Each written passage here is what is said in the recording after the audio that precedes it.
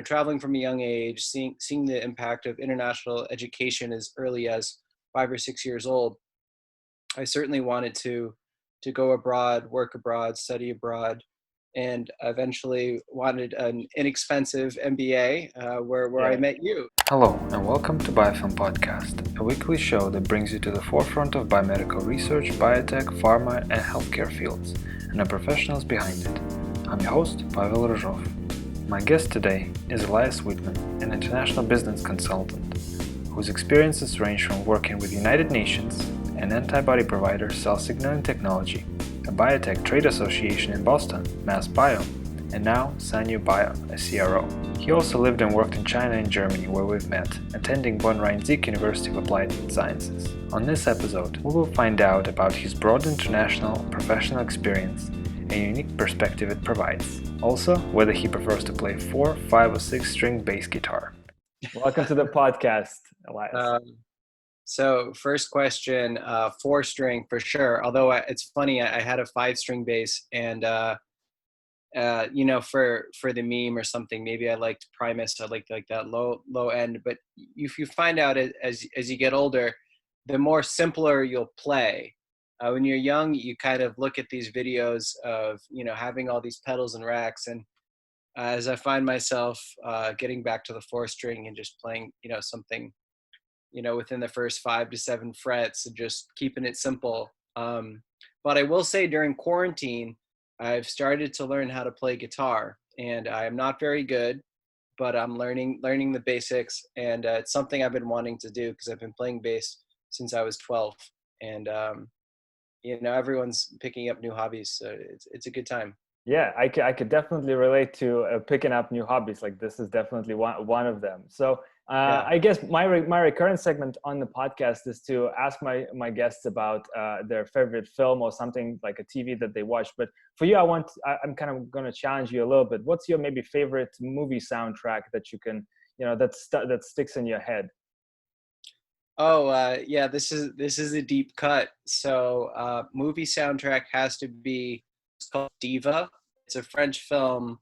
It came out in 1981, and there's a opera track that's beautiful. It's called La Wally, and the Diva is the film. I don't want to get the French director's name incorrect, but it's a phenomenal film, independent French film, and the whole premise of the movie is a famous opera singer who's never been recorded before. And there's a courier who sneaks in this this is 1981, mind you. It's like this hyper analog, just maybe it's an 8-track, but it's all cassette. Mm-hmm. And he records it and then gets chased down by this French mafia. And it's a beautiful film, and it sticks out. So I guess going to the maybe, if not 1980s, but something along those lines, your professional journey, you took so many different choices in terms of going to, China, Germany, bunch of different places. And where did the fascination for you start in terms of, I want to go and visit, around the world? Was that somewhere along the lines of your childhood, or this is something that you developed at a later stage? Yeah, you hit the nail on the head, childhood. So I grew up in a very scientific household. My father is a professor of marine ecology. And I was on sabbatical, in the early 90s. Actually went to first grade in New Zealand. It was like a hybrid kindergarten. I kind of like skipped kindergarten and went directly to first grade. Mm-hmm. And I like to kind of credit that as kind of jumpstarting my education, because on the one hand, and I don't mean to knock the American kindergarten system, but it wasn't as rigorous. When I got to Dunedin, I was learning, addition and reading short books, and we had swimming lessons, and we learned how to play cricket. And this was just at public school, nothing fancy. And they expected a lot more work than what was, required, I think, in the United States. And I think that set me up for success. But that's exactly why, I was privileged to travel a lot with my father over the years. He's been doing research in the Galapagos Islands for about 20 years. And I've partake on some of those trips as a assistant scuba diver doing ecological transects. It's not very glamorous work, We essentially put down 30 meters of transect tape and make notes on abundancy of certain species, and then use that data to make inferences about the overall vitality of the ecosystem. And it's interesting. So absolutely, traveling from a young age, seeing the impact of international education as early as 5 or 6 years old, I certainly wanted to go abroad, work abroad, study abroad, and eventually wanted an inexpensive MBA, where I met you in Rheinbach, Germany. Yeah, we'll definitely get to that. I didn't know you actually had a chance to be in New Zealand, and I have to, I guess, take a stand here. I can't believe your favorite movie soundtrack is not Lord of the Rings, because like that's my favorite destination to go to. I mean, I'm super jealous that you actually had a chance to go there.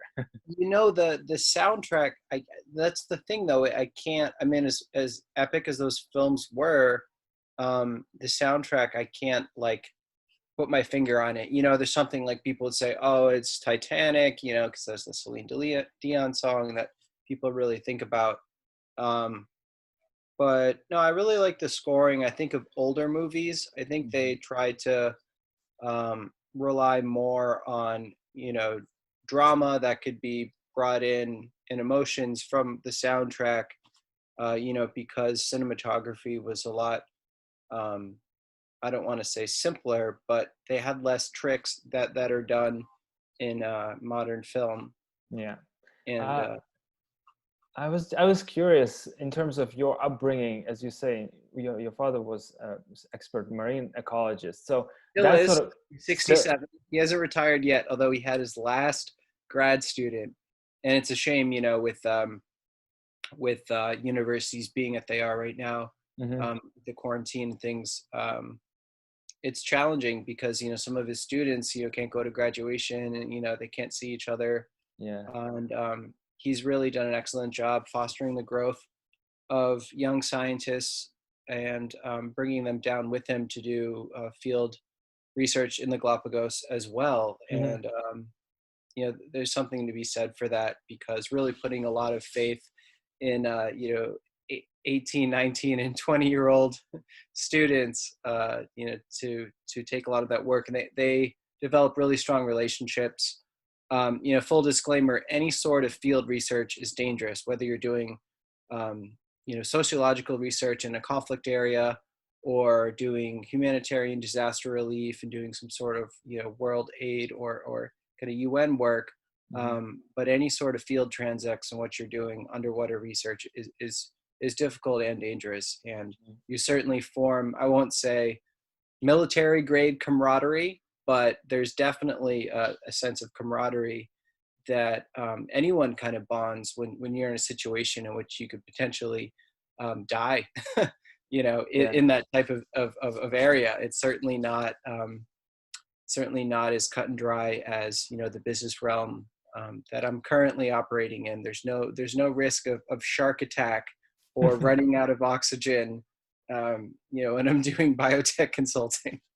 Yeah, I'm sure I could sense you have this like keen sense of adventure almost, and now you've sort of transitioned into something that maybe lacks that, and I feel like you're missing that to some extent. Yeah, and I think you're right. I think that on the one hand, I've certainly been interested in life sciences, especially with some of the opportunities that are provided, less on the medicine side, but more on like bio ag. And I personally have gotten full 360 from, my personal stance on GMOs. And I think that there's a lot of really wonderful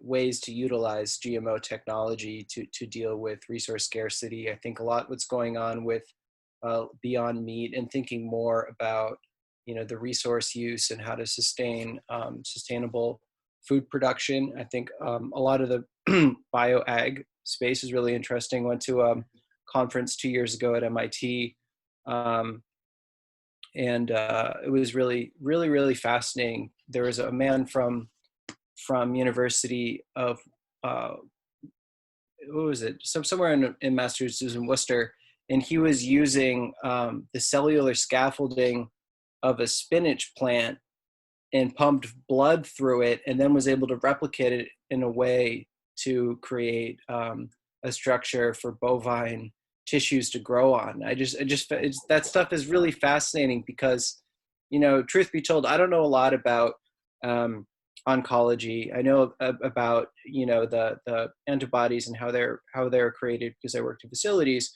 But when you start taking these ideas that are incredibly esoteric for the layperson, I certainly consider myself still a layperson, although I've been in biotech for 5 years, and you start thinking of the application in food and, sustainable, you think everyone can latch onto. Mm-hmm. And it's really interesting to hear about those breakthroughs firsthand. And even seeing them on the menu. I had my first Impossible Whopper or something like that through a promotion at Burger King, of all places. And that's something that I never even thought about, as an adolescent. Impossible tastes kind of nice, I have to say. It's not bad. It's not bad. Yeah. So would you say that your career trajectory may take you to Bayer, for example, at some point? Funny you say that. I'm actively viewing some of their vacancies. I'm really looking for an opportunity in which I can, tap into some of those language skills, as well as, my passion for science, sustainability, and efficient operations and lean management in a way that's going to bring it to the next level. It could be seen as an adventure. It could just be seen as a natural evolution. And I'm getting older. There's things that motivate me now, like having a house and having land, mm-hmm. and, not always just riding to work on my bicycle like I did in China, like I did in Germany, like I was doing in Massachusetts. So there's just that natural progression in which life's adventure can be redefined, less in terms of the risks and more in terms of where you want to be in the next 15 to 20 years. In terms of your trajectory, your life trajectory, obviously one of the big chunks of your life, and maybe in some way you could say it was very instrumental in shaping who you are, was spent in China. So can you tell me a little bit about that experience? Like, what prompted you to go there, of all places, and what was your experience like? So I always like to say that I was never supposed to go to China. It erupted in a kind of strange turn of events. Initially, I had a study abroad program with a strong focus on social sciences that was going to bring me to Oaxaca, Mexico, mm-hmm. India, and New Zealand. And there was a large uprising in Mexico, in Oaxaca, and there was some violence there, and the program was canceled. And so I had already planned for that. I wasn't registered at the University of Vermont where I was, so I went to University in-state in Rhode Island, and they had an honors colloquium because I'm interested in macro-environmental policy and thinking of public-private partnerships and the nexus of relationships between nonprofit organizations, government and non-government agencies like the UN working on development, as well as the private sector, and working on responsibility approaches, which was later my topic for my master's thesis. But back to square one, I started studying Chinese, and I really wanted to learn more. And I'll preface that by saying that I have a book written about these experiences, as well as the kind of strange dichotomy of foreign life in China in early 2008 to 2012, in an era that hadn't seen the modernization under Xi Jinping. And it's called Laowhy, Laowhy, and it's available on Amazon. And that chronicles kind of the lives of folks who lived in different sociological niches. It's ethnography. But the work I was doing in China was mostly reconstruction after the Sichuan earthquake that happened on May 12th, 2008.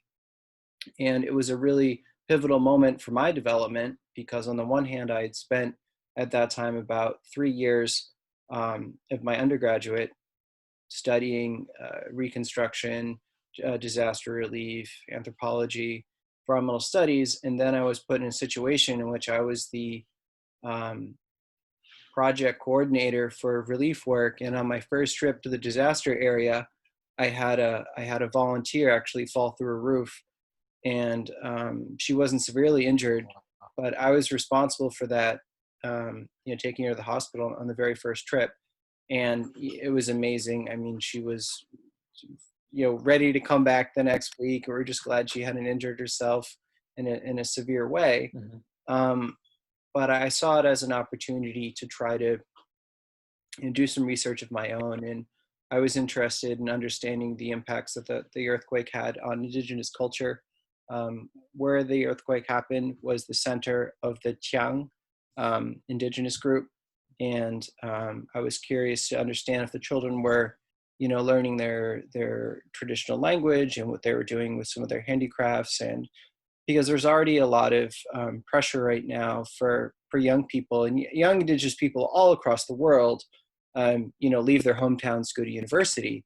But even more so in a disaster situation where you now have Habitat for Humanity, the Red Cross, the Chinese Red Cross, other organizations coming in, what that impact had on a small, one could say fragile indigenous culture and society. But after that, I found work as a public relations manager for a group called Giving Hand. They were sponsored by Bola Associates, which is a headhunting HR recruitment firm based in Hong Kong. And it was really interesting work because think of it as made in China, give back to China. So what they did was reached out to companies that had production, mostly apparel companies, but we also work with Walmart and Home Depot. And we would source surplus products that they couldn't sell because it was a change in season. For example, if it was winter or just approaching winter in October and November, they may have had, surplus summer clothing. And unfortunately, the trend is to save money and to really incinerate or remove some of these from your inventory. And we sought means to acquire the products, provide free logistics, and then source them to impoverished regions in Western China that could have actually used those products. So it was kind of like freeganism on a large scale. And we were able to work with these multinational corporations and provide some good press for them. And that was a really interesting opportunity because on the one hand, I was under 25. So legally in China, it was challenging for me to get a working visa. And my boss was over 65. So in the government's eyes, she was too old to get a visa. And the two of us were there working with 2 or 3 native Chinese, and we were able to have a large impact. And that was really exciting. And I was glad to do that work. And after that, I came back to the United States. I worked as a substitute teacher for a year, and then I went to Germany for grad school. And the rest is history. It's interesting to really hear that a lot of the experiences that you had in China maybe almost prompted you to go further into the maybe business realm in a way, because a lot of those social issues that you were describing really have an underlying business problem or business underpinning that needs to be investigated and sort of understood maybe on the local level and on the global level. So how did really the decision for you to go to Germany for an MBA really came around? I mean, what was that really prompted by? Why Germany? Why not America? Number one, cost. I think everyone who's watching will understand the prohibitive cost, I think, for higher education in the United States, which thankfully is now being discussed widely thanks to the Bernie Sanders campaign, both campaigns. Keep in touch, we ran twice. But I was interested in something that was a bit more, I guess, off the beaten path than a traditional business school. Plus, I didn't want to take, the GMATs, and I did take the GREs, but that wasn't required for school in Germany. And I started researching, and it just happened that the school in in Rheinbach had a program that had a specific focus on corporate social responsibility and nonprofit management. And it sounded too good to be true because that's exactly what I was looking for. I'd worked for nonprofits. I saw the challenges of working for nonprofits because on the one hand, you have all these grand ideas, you need funding. So you need support from large corporations in order to get your work done. Well, why not try to get that work done within the confines of the corporation? There's companies like Tom's Shoes, which their CSR department is basically you buy a pair of shoes from us at a retail shop, and for every pair of shoes sold, we will donate a pair of shoes to a child throughout the world, that needs it. Despite geography, they're working all over the world. And that's kind of what really attracted me about this program. We had a specific focus on corporate social responsibility. The program itself definitely had some growing pains. It was not the smoothest experience, but I was really glad to have been able to work for the UN for a month as a I could say a translator, because I did registration services in several languages, German being nicht sehr gut, but I remember printing out the badge for the delegation from Costa Rica, and they were just very excited that I could speak Spanish with them. That type of contact, I think, is really warm and welcoming when we're talking about working together to create climate change goals. But also the program there allowed me to work with Dr. Uwe Holtz, who works for the United Nations Center to Combat Desertification. And he really challenged me to expand the scope of my master's thesis, not only to focus on public-private partnerships, but also on corporate social responsibility approaches and the means to address eco-cities, desertification, and waterworks within the People's Republic of China. So it was quite the magnum opus. I ended up finishing that here in the United States while I was working for cell signaling technology.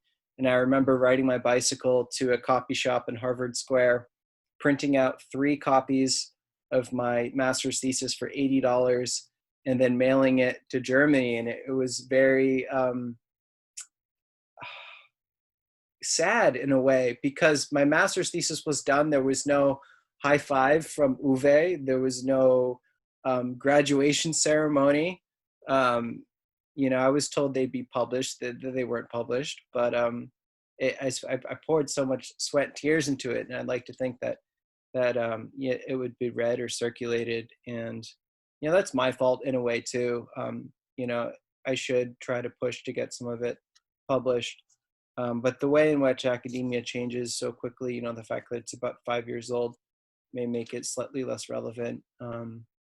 But it's an interesting topic. And I think that's really what led me to where I am now in biotech, is working with the greater, because I don't only work I'm not working for cell signaling now, but as you said earlier, is I've been a board member of EH&S, which is Environmental Health, Safety, and Facilities, as well as Sustainability Working Group in the MassBio community. And here's exactly, the issue that got me into business in the beginning, is that the amount of financial resources that are available within the greater biotech community, especially in Boston, is immense. And it's not so much a competition between what company is doing more for STEM or the environment or for scholarships, but everyone is trying to do their best, and they're trying to learn from each other in ways that they can, minimize the amount of energy that their laboratories are using, not only to save money, but also to make climate change codes, but also to make new state zoning codes. So it's a trifecta benefit. And then they can publicize some of these programs to try to get good clout on social media. So I was really glad to see the forward-thinking progress of the biotech community here, taking initiative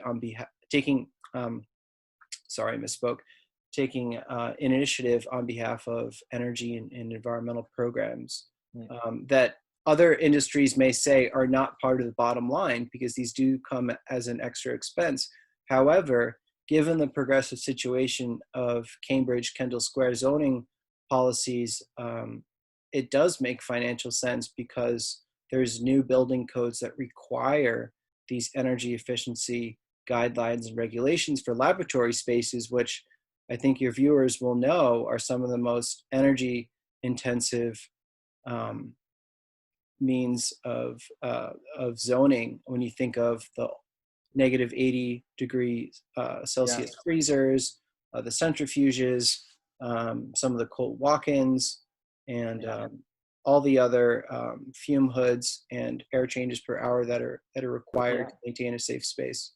Yeah, I was going to say that. Well, first of all, on the subject of finding out that gem of a university to go to, that's something that I was also very blessed to find from my point of view. Obviously, going to an applied biology program, just happening to find the one program that really was tailored to what I was looking for, and it's very interesting. Right. And I almost feel like I want to go back there for a master's in business administration. You should. Yeah, but I was going to say that in terms of the sustainability efforts that you now have been leading back stateside, I am actually also was curious to know a little bit more about your work with cell signaling technology. But from my point of view, I met a couple of people from CST on campus when I was doing my PhD in San Diego.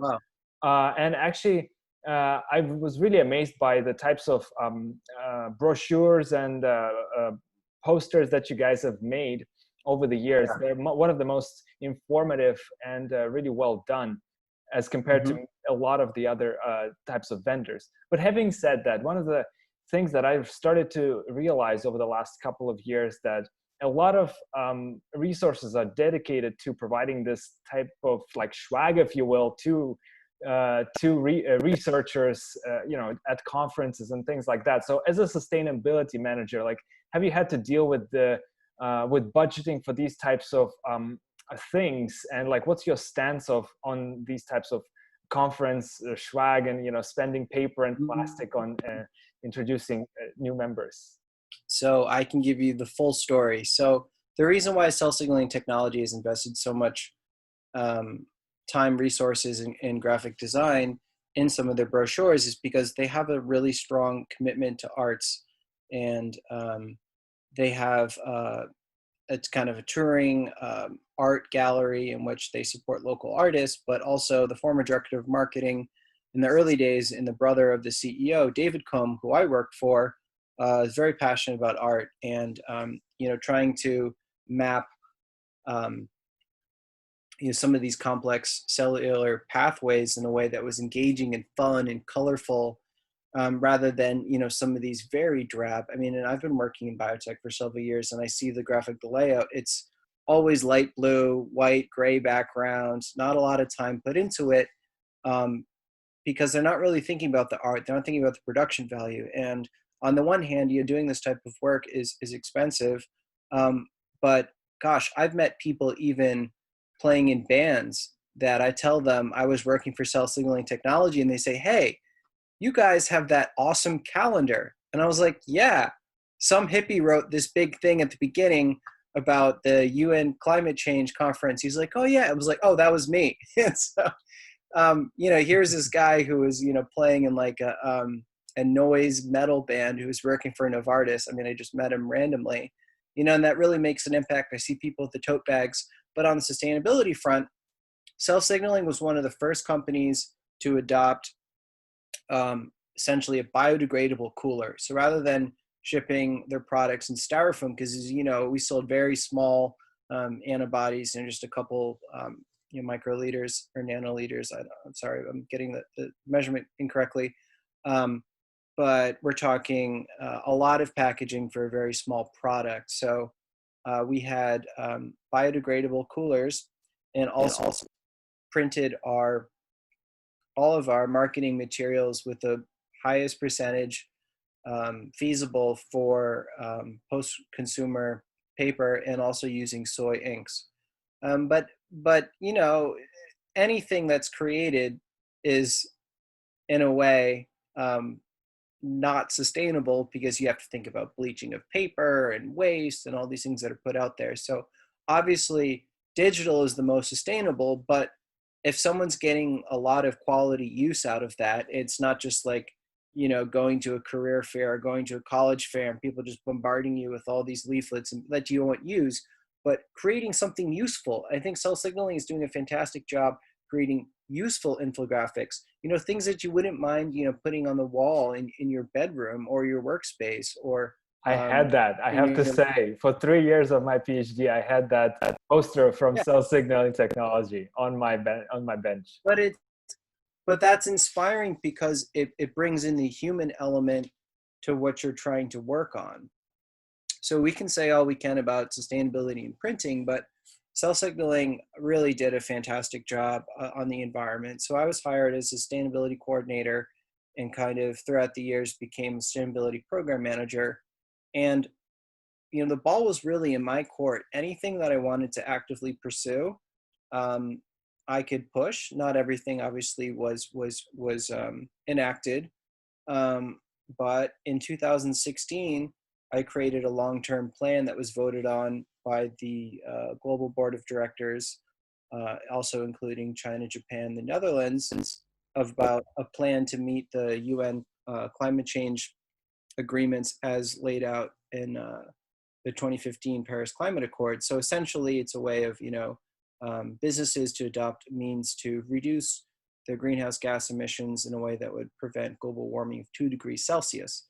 And how you do that is essentially trying to reduce your annual greenhouse gases by 3% year over year. So I created a plan that started with, talking about energy efficient freezers, LED lighting, solar panels, and some other kind of smaller projects that we could do over the course of several years. And these were large capital expenses, for them to act as vigorously as they did, the first project being a large solar panel installation for both facilities is really, really quite impressive.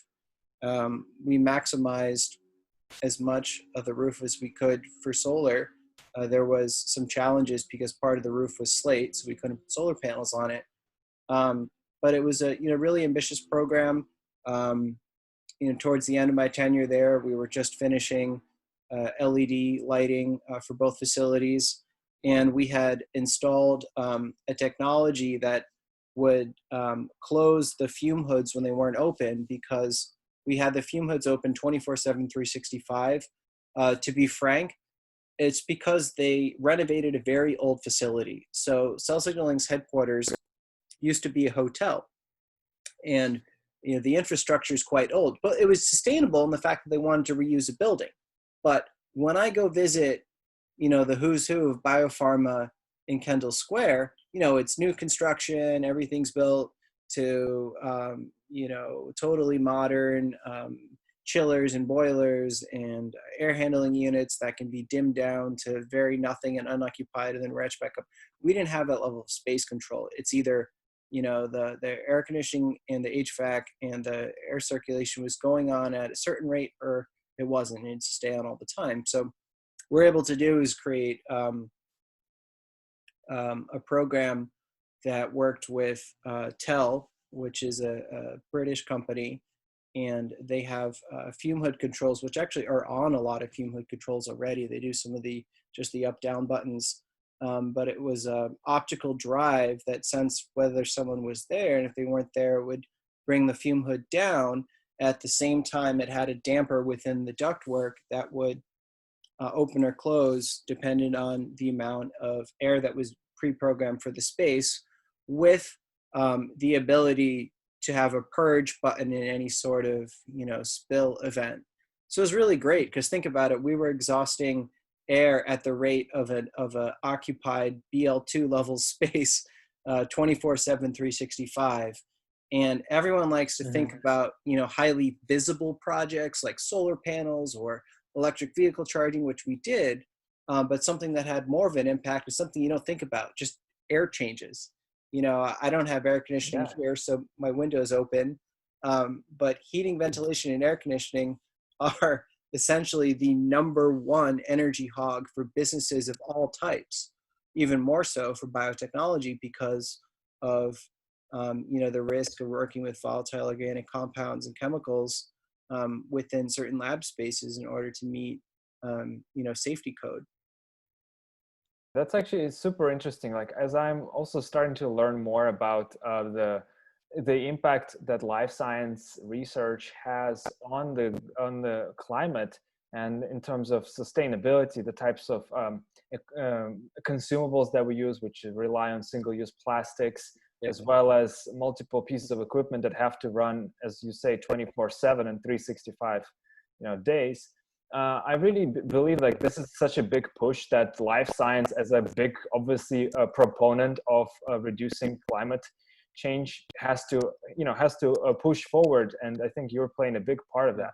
But I wanted to ask you this, like, now as we had the chance to speak a little bit further, you strike me as a person who has a natural curiosity to learn as much as possible about so many different things, because you seem to be knowledgeable about so many different aspects of our life, and having a chance to work in different environments and businesses and things like that. Like, where did that curiosity comes from? How do you satiate it, if you will? So regarding natural curiosity and attaining knowledge, I've always been interested in a lot of different things. I mean, when I was a kid, I was convinced that I wanted to be a geologist. I started rock collections. I still collect rocks. Unfortunately, there's sometimes like a blessing and a curse of saying like, jack of all trades, master of none. There's certainly some padding that could do to make me, more efficient in business, like learning SAP and learning, certain programming languages. I think that the kind of business ecosystem is moving a lot more in, computer science field.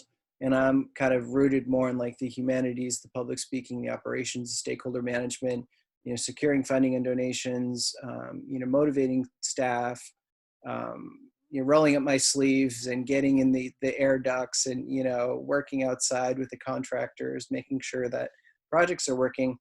But I'm just always interested by the next thing. I never thought I wanted to go to China. I always thought I wanted to be an anthropologist. And living in China made me realize that doing any sort of social work would be politically challenging for obvious reasons with the situation there. But I think there's something to be said about being naturally curious. And I encourage people to read. And I know that sounds cliche, but, again, talking about someone in my 30s, when I was a high school sub, I was only 25. I had just returned from China, and I was just aghast with the fact that kids just weren't reading. They didn't want to read. They had iPhones. And I was so glad that, I pretty much graduated college, and the only people who had iPhones were really, the wealthy students. It really bothers me that young people aren't embracing reading as much. And I think that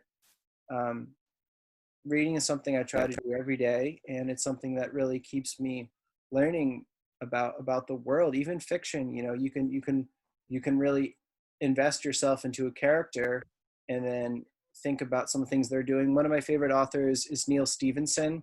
I don't know if you're familiar with some of his work, but he writes in a way that kind of merges history with science fiction, technology,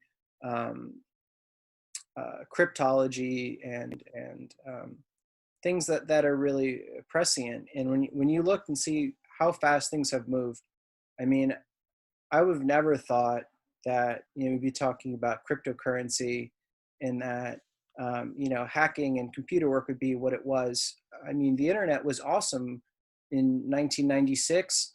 I played StarCraft, and then if it started raining, I disconnect because I was connected to the phone line. And who would have thought that all these things would have evolved so quickly? So I'm so glad to see life sciences, caring about life, because I'm sure that during the growth years for a lot of these companies, they didn't have the financial resources to invest in, you know, some of these STEM programs for people of color, or sustainability programs and caring about energy. But now it's almost expected. People ask, what's your CSR portfolio? Or, you know, do you do social responsible investing? What's your diversity and inclusion? What do you do about plastic waste? I mean, I've talked to Novartis, and they have a plastic neutral standpoint. I mean, that's tremendous. You know, you talk about this is not like, you know, it's great that people are talking about straws, but we need to think about the amount of plastics that are used in the production of something that's so small, because everything is single-use plastics that come from Thermo Fisher or some of these other groups, not to single them out. I mean, they're just part of the industry, VWR, that we all do the same thing. Is, you know, having a discussion. There's people having the discussion now in laboratories, should we go back to autoclaves as a way to reduce plastic? Well, on the one hand, it uses more electricity and resources, but hey, if you're in a state like California, in which you are required to have more energy efficiency, or if you're tapping into more renewable energy, your like net impact of reusing that autoclave, or, you know, doing other means to try to reduce your single use or just your sustainability impact in general, it really has a strong impact. And at the end of the day, you know, seeing life sciences care more about life, and you know, perhaps I don't want to say less about profits, because it's still an incredibly profitable industry, but this kind of growth and trajectory and corporate social responsibility is really exciting, and I'm glad to be part of it.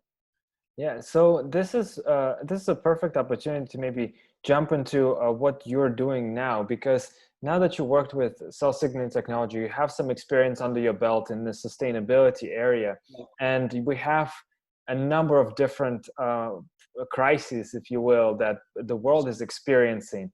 Obviously, COVID-19, we have the recent wave of, you know, protests going on, but you also now joined a different company. So you had a lot of things to mull over the last, I think, maybe 5 or 6 months. So what is the state of mind that you are finding yourself now in? Do you think like we are, as a world, on the right trajectory in terms of these maybe trials and tribulations, if you will, are necessary to induce change that is long overdue in our world in terms of addressing all these issues that you just mentioned? I think the greatest thing that we're seeing now is collaboration. So I won't speak so much on CSR right now, because we talked about that. But the work that I'm doing right now for Sanyou Bio, and keep in mind it's really just part-time, so it's not really a permanent position currently. However, I'm glad to be a part of it, because what we're doing is trying to allocate resources in the most efficient way possible. So if you're doing an experiment in Kendall Square in Massachusetts, and you're in operations or facility, manager has to think about how many people you have to employ, you know, what's your lab footprint, what are you spending on utilities, and you can get that work done that would take, you know, 8 to 12 months elsewhere, and it could be done in China with the same quality of the results, because the scientific method is pretty cut and dry for these types of things. I mean, doing a Western blot, or doing antibody purification work, or doing in vivo work with mice or alpacas or zebrafish, there's really kind of like one method. This really isn't up to, you know, a wide degree of interpretation, because let's face it, China is not, you know, a factory country anymore. They've done a very good job outsourcing that to some of the other countries in Asia, and even building factories all over parts of Africa. They've really developed Africa in a way that the United States has similarly in South America several decades ago, perhaps with less degrees of success. But China's doing a very good job moving forward on a trajectory with science. And I think that it would be wrong to think of China as only a place for mass production. I think that their investments in science and technology are unparalleled. There is not this like left and right in the government saying we should do this or that. The government decides that science technology is something that is incredibly important for the economy, incredibly important for the society, and incredibly important for the health and well-being of their citizens. And as such, seeing the growth of, we'll call them domestic Chinese biotech companies is really exciting, because the company that they're working for has thrived just from the growth in providing research opportunities and contract research work within China. And they've had a couple contracts internationally, and I'm in a position in which I can help that grow. So on the one hand, it's exciting to be part of something that's growing, but I see this as from working in facilities and operations as being a really excellent way to work more efficiently within your space. So if you're making a decision, if you need to make a capital expenditure to acquire some very costly lab equipment, or to hire a couple more full-time employees to do types of work that can be done. It doesn't have to be in China. It can be done anywhere. It's just a matter of outsourcing that work. I mean, outsourcing has been done, since the beginning of capitalism, and it's basically just a way to focus your immediate efforts on the net result. And so, if your immediate efforts is, creating a therapeutic antibody, and you can focus more on fine-tuning and have some of the redundant trials, I shouldn't say redundant, but some of the more time-consuming work being done elsewhere, you're eventually going to have more productive employees, higher morale, and greater productivity within your workspace. And it's exciting to see, Sanyou be part of that. And they're also actively working on COVID-19 and Spike 2. I may have said that incorrectly. It's quite late, but they're actively working on antibody proteins, and they have been working with Elias Biotech, and just recently received funding from Haier. I don't know if you're familiar with the Haier group, Haier, but they're essentially like the General Electric of China. I mean, I have a Haier refrigerator in my house here. And so their medical group is actively funding Sanyou Bio. And that's really exciting, because I think it's going to open up a lot of doors. Yeah. So as we wrap up our conversation today, I feel like I want to ask you the following question. Again, you seem to be a very naturally curious person, and you are actively striving to make a difference on so many different levels, specifically, truly in life sciences realm. And you have a depth of experience living and working in different countries, including in China. So what kind of feedback do you have when you interact with people here in America, and especially where you bring all these different ideas and know-how from all of your very multicultural and professional experience? Do you see a lot of pushback, or do you see the embrace of ideas coming from China, from Germany? Like, is there a synergy there to the ideas that you bring to the table, or there is maybe still some resistance in terms of adoption of these technologies and approaches? There's certainly a strong degree of structuralism within the life sciences, insofar as the science, the hard science. I think the ways that the companies are organizing, reorganizing, structuring, destructuring, the chain of command and reporting is very fluid. And that's really exciting, because it thinks about the natural tenets of ecology, of evolutionary biology, of scientists who are kind of rethinking structural organization within their ecosystem for maximizing productivity. So I think that there is a high degree of flexibility there. I think that people are open to new HR policies, to improving workplace wellness and sustainability, and the fact that employers, certainly in North America, are trying to highlight their STEM and social responsibility programs, and sponsoring nonprofit work and things like that.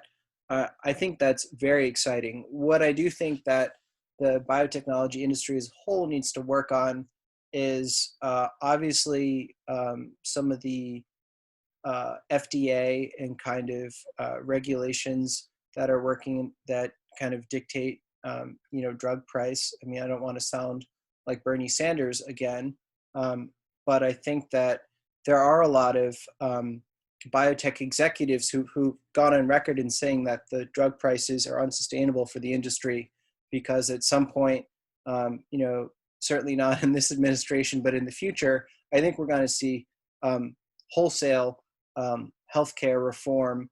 And I think that drug pricing and some of the costs that go into R&D and development is really going to have a ripple effect throughout the biotechnology sector. And I think that groups that are future-proofing, their business model to deal with that and, to be working, maybe on one hand in R&D, maybe some on diagnostics and therapeutics, but there's groups that have completely moved into horizontal integration into completely different groups, like they're doing medical device manufacturing now because why not?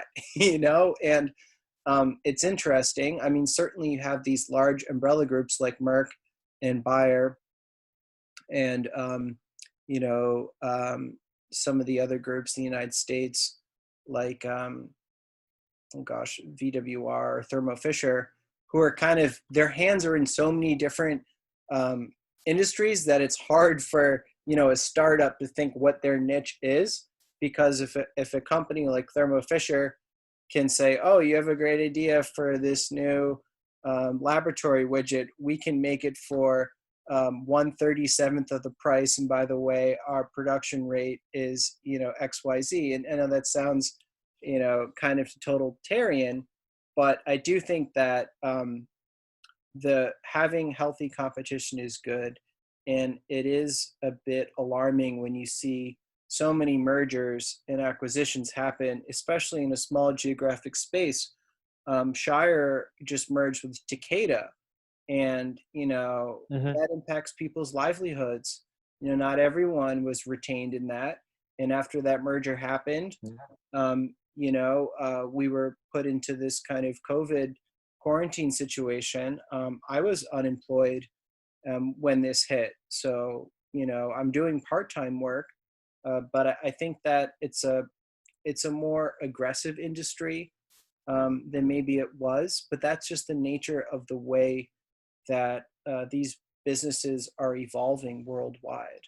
And I am glad to see, on the one hand, the embracing of more life and life sciences, and I do see shows of CEOs that are really interested in healthcare reform in a way that almost seems antithetical to them being CEOs of large biopharma companies that really depend on high drug prices to thrive.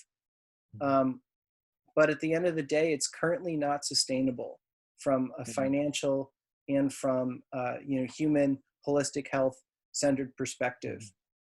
Yeah, I think there's a lot of work that will definitely need to be done. And I think researchers across life science industry, biotech industry, are well equipped of trying and failing and coming up with new solutions. As long as they keep innovating, I think there's hope for the horizon. I think COVID-19 is definitely an instigator of a lot of those changes to adapt to new business models, diversification of the streams of revenue that these companies will be pursuing going forward. And I think drug pricing will certainly be reevaluated going forward, especially if we are in this recession type of area. So I think this change is that you speak of, that will definitely happen. And I think we're maybe witnessing some of the beginnings of that massive wave of adoption to the new norm, if you will, going forward. So thank you very much, Elias. I really appreciate you taking time to speak with me today. It has been amazing. And I really hope to pick your brain a little bit further. I think you have a number of great ideas, and I would be honored to have you as a guest one more time. Thank you. Great. Take care.